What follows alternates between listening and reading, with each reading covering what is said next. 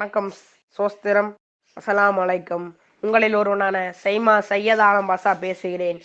நான் அரசு ஆண்கள் மேல்நிலைப்பள்ளி ஆனைமலையில் படித்து வருகின்றேன், 10ஆம் வகுப்பு. இன்று நான் உங்களிடம் முறையாட எடுத்துக்கொண்டுள்ள தலைப்பு என்னவென்றால், சாதியற்ற சமூகத்தை உருவாக்குவோம், பெண்களுக்கு சம உரிமை கொடுத்து சமூகத்தில் பாதுகாப்போம் என்ற தலைப்பில் பேச உள்ளேன். முதலில் சாதியற்ற சமூகத்தை உருவாக்குவோம் என்ற தலைப்பில் பேச ஆரம்பிக்கின்றேன். வணக்கம். முயற்சி என்பது விதை போல விதைத்துக் கொண்டே இரு. உழைத்தால் மரம், இல்லை என்றால் மண்ணுக்கு உரம் என்று சென்றுவிடு. ஆனால் ஒரு பொழுதும் உனது முயற்சியை கைவிடாதே. சாதியற்ற சமூகத்தை உருவாக்குவோம் என்ற தலைப்பில் பேச முதல் முக்கிய காரணமாக இருக்கின்றது நாம் வாழ்ந்து கொண்டிருக்கின்ற இவ்வுலகம். ஏனென்றால்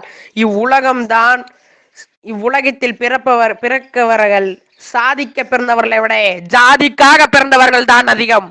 அதனால் தான் இந்த தலைப்பை எடுத்து பேசிக் கொண்டிருக்கின்றேன். சகோதரர்களே, ஒரு உறவு சாதி மதம் இனம் வேறுபாடுபட்டு வருகின்ற ஒரே உறவு என்றால் அது நண்பர்கள் தோன்றுகின்ற இடமான பள்ளி கல்லூரிகள் கூட சாதி என்கின்ற சாக்கடை கலந்து விட்டது. அதை தடுத்து நிறுத்த நம் பெற்றோர்களாக இருக்கின்ற பெரியவர்களால் மட்டும்தான் முடியும். ஏனென்றால் சாதியற்ற சமூகத்தை உருவாக்க நம் குழந்தைகளுக்கு அடிப்படையாக சொல்லிக் கொடுக்க வேண்டும்.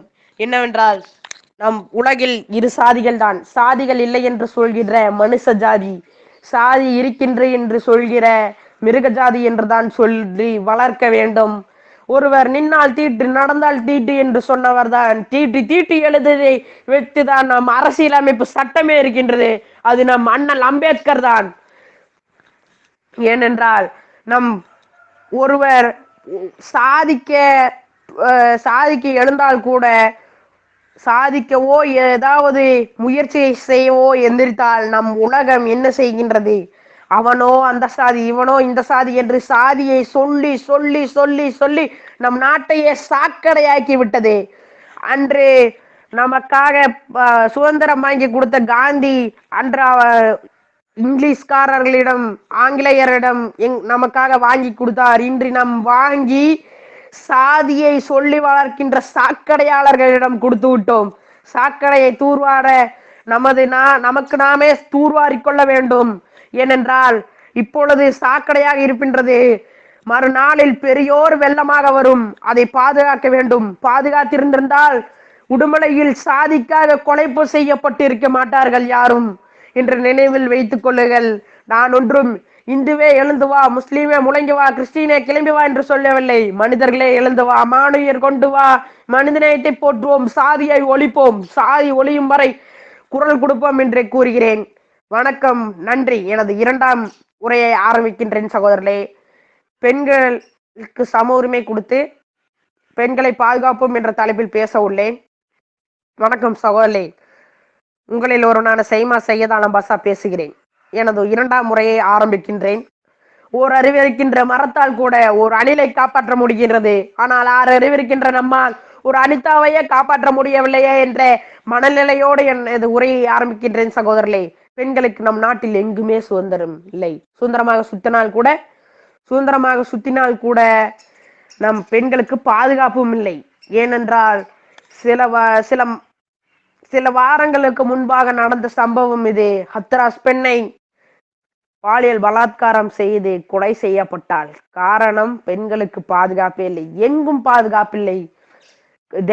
தெய்வங்களை பார்க்க செல்லும் இடமான கோவிலில் கூட பாதுகாப்பில்லை. நம் தங்கை ஆயிஷாவை அறுத்து போட்டார்களே நமது தேச துரோகிகள். எப்பொழுது ஒரு பெண்ணை யார் ஒருவர் மானபங்கப்படுத்துகிறாரோ நம் நாட்டில் தேச துரோகிகளாக கருதப்பட வேண்டும்.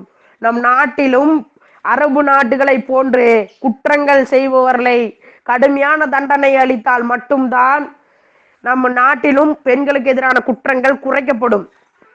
ஒருபொழுதும் மறந்து விடாதீர்கள் சகோதரர்களே. பெண்கள் நம் நாட்டின் கண்கள்.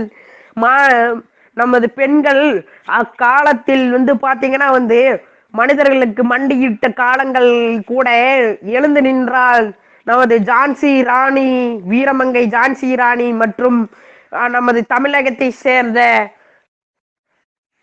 தமிழகத்தை சேர்ந்த குயிலி என்கின்றவர்களும் எழுந்து நின்றார்கள். ஆனால் ஒருபொழுதும் மறந்து விடாதீர்கள் சகோதரர்களே. பெண்களை தான் நாம் பாதுகாப்பதற்காக மட்டும்தான் இறைவன் பெண்களை விட ஆண்களுக்கு பலம் அதிகமாக கொடுத்திருக்கின்றார். ஆனால் அவளை துஷ்பிரயோகம் செய்வதற்காக இல்லை. பெண்களை பூவாகவும் எப்படி சொல்வது, பூவாக பார்க்க வேண்டும் என்று சொல்கிறார்கள். காகித பூவாய் கசக்கி எறிய சொல்லவில்லை பெண்களை. நன்று சிந்தித்து பாருங்கள் சகோதரர்களே. பெண்களுக்கு எதிரான குற்றங்கள் குறைக்கப்படும் என்று பார்த்தால் குறையாதே. தண்டனைகள் அதிகமாக்கப்பட்டால் தான் குற்றங்கள் குறைக்கப்படும். அன்று நமக்கு சுதந்திரம் வாங்கி கொடுத்த தேச தந்தை காந்தி அவர்கள் சொன்னது, நான் வாங்கி கொடுத்த சுதந்திரத்தில் ஒரு பெண் இரவு நேரத்தில் சுதந்திரமாக செல்கிறாளோ அப்பொழுதுதான் நம் நாட்டில் சுதந்திரம் என்று சொன்னாரே. நம் நாட்டில் அப்படியே நடந்து கொண்டிருக்கின்றது சகோதரர்களே. சுதந்திரமாக பெண்கள் நடமாட முடியுமா? சொல்லுங்கள் பார்க்கலாம். ஒவ்வொரு இடத்திலும் பெண்களுக்கு எதிரான குற்றங்கள் அதிகரிக்கப்படு.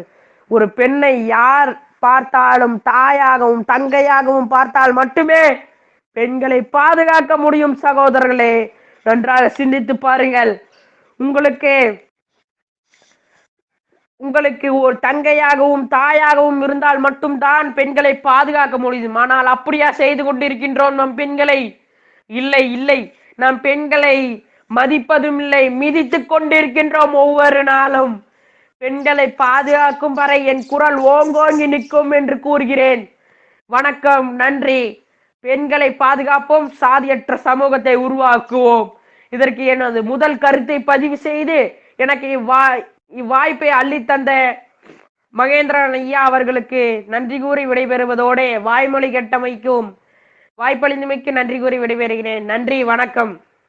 இந்த வீடியோ பற்றிய கருத்துக்களை கமெண்ட் பண்ணுங்க. சேனலை மறக்காம சப்ஸ்கிரைப் பண்ணுங்க.